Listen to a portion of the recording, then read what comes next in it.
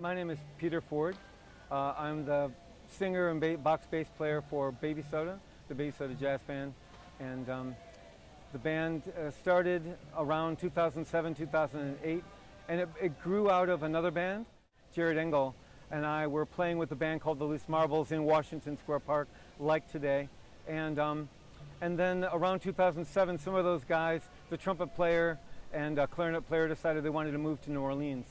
And so then we had to have a different name for the band in New York, even though we're all really the same people playing the same music.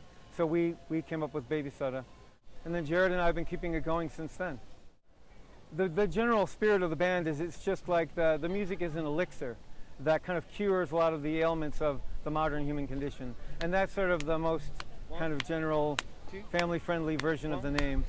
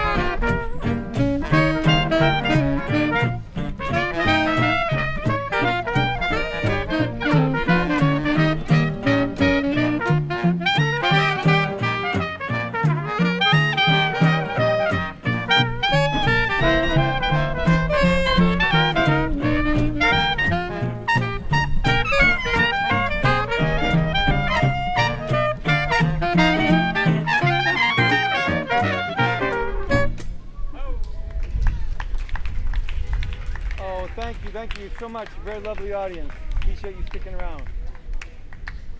So I call it a box bass. I was originally playing a washtub bass.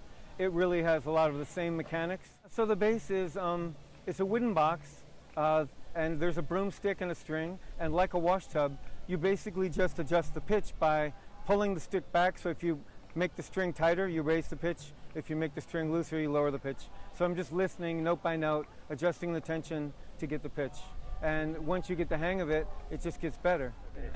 Yeah, and it's fun. And it's partly a theater because, you know, part of the roots of this music. I mean, people were making instruments. There was originally, in the beginning, there was no such thing as like a proper jazz drum kit. People were taking like a field snare, you know, from a marching band, and a bass drum from a marching band, and maybe a cowbell and some splash cymbals, or, you know, making a lowboy, like we have a version of a lowboy hi-hat, which I also make.